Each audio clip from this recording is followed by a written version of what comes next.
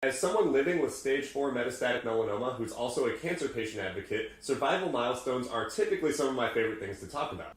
Since my stage 4 diagnosis last year, I've shared treatment updates, I've shared autoimmune side effect updates, I've shared mental health updates, I've shared remission updates, including a monthly update on how far I am, which will be a year in 2 weeks, which is super exciting.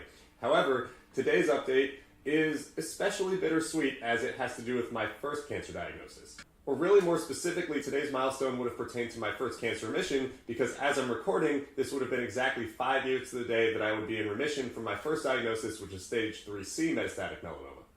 042424, April 24th of 2024. I've had that date circled on calendars and written in journals like some middle school crush, and it has lived in my brain for the better part of 5 years, although ironically, I barely remembered it was coming up until last week. That's because if you were paying attention at the beginning of this video or you followed my vlog throughout the last year, you would know that it's irrelevant. It's a footnote now. It is no longer a milestone because I had that stage 4 recurrence. Many times over the last 5 years, I dreamed of throwing a big party today with my family and friends, and instead I'm sitting here talking about it on my vlog as a nothing burger, as something that has been pushed out due to that recurrence, and now I have to deal with those emotions. I have to reconcile what could have been and keep my hope confined to something that may or may not happen anyway.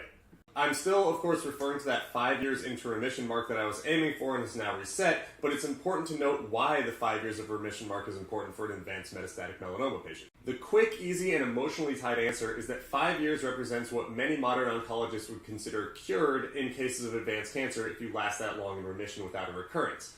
The more accurate medical answer is that 5 years is not a benchmark that really means anything by definition. It varies case by case, it varies cancer by cancer, and guess what? You can have a recurrence at 5 years in one day, you can have a recurrence at 10 years, you can have a recurrence at 20 years. But it's one of those things that you look for hopefully. Cancer patients are given this as a metric that is generally pretty safe for certain types of cancer, and that's what my oncologist has espoused to me.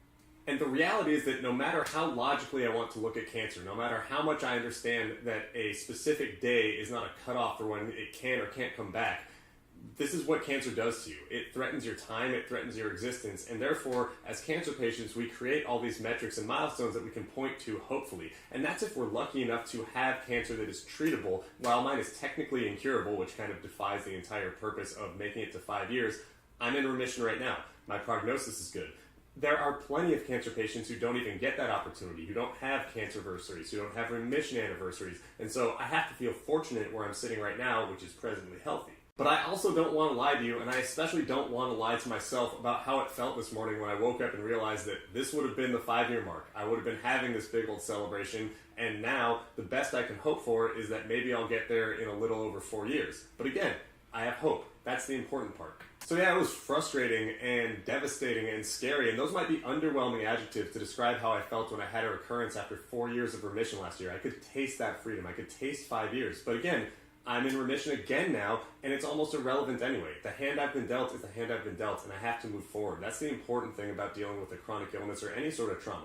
You know, if I'm looking in the past at getting cancer specifically, there's nothing I can do. The only thing I can do right now in my position is treatment if I have to, or sit in remission and not be fearful if I can achieve that on a day-to-day basis. That's also easier said than done, and maybe completely unrealistic. I mean, I know myself, and I've talked to thousands of other cancer patients, many of whom have made it past 5 years into remission from either minor or significant cancers, and I haven't spoken to anyone who just said, yeah, 5 years exactly, I forgot about it and never worried about getting cancer again. So why fixate on it now? If we're going to focus on arbitrary numbers, I might as well focus on the positives in my specific case. And the first is that it is N of 1. I am a sample size of 1 in my case, and so the only thing I should pay attention to is my current status, what my oncologist says to me, how I'm feeling, and the trajectory that my prognosis is relative to my diagnosis, and that is good.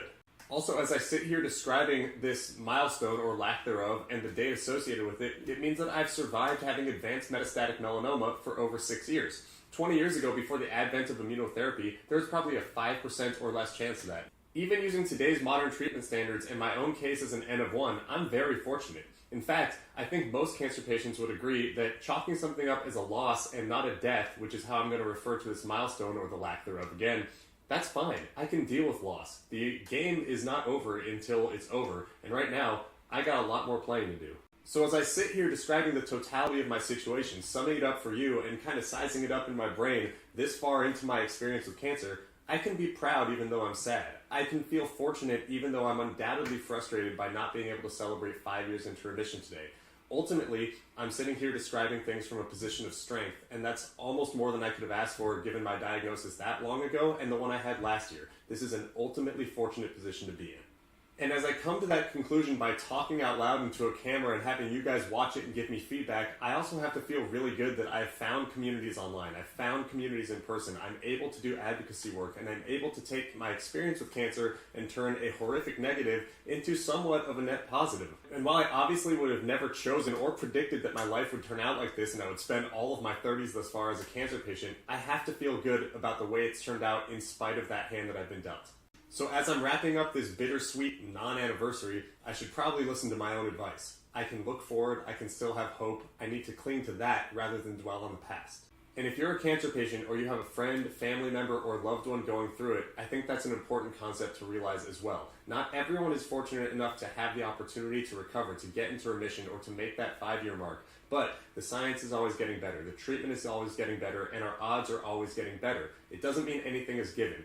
I might not make it to next year. I mean, that's maybe being a little dramatic, but the reality is cancer is very volatile. We can't predict the future. So right now, it's time for me to live in the present, and I would hope that you can do the same. And presently, I'm just grateful that you've spent the last few minutes of your life watching me talk about mine. It's been a ridiculous ride to get here over the last 6 years, but specifically over the last year of me making this vlog, and I feel fortunate that I have a chance to use this as an outlet and affect other people's lives by talking about my experience so they can relate it to their own.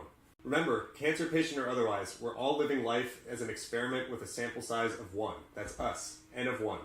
That's all I got for today. I'm really, really thankful that you guys have joined me, and I hope you'll join me for the next one. Maybe like this video or subscribe to my channel so you get notifications every time I do put new content out. And until then, I'll talk to you next time. Bye.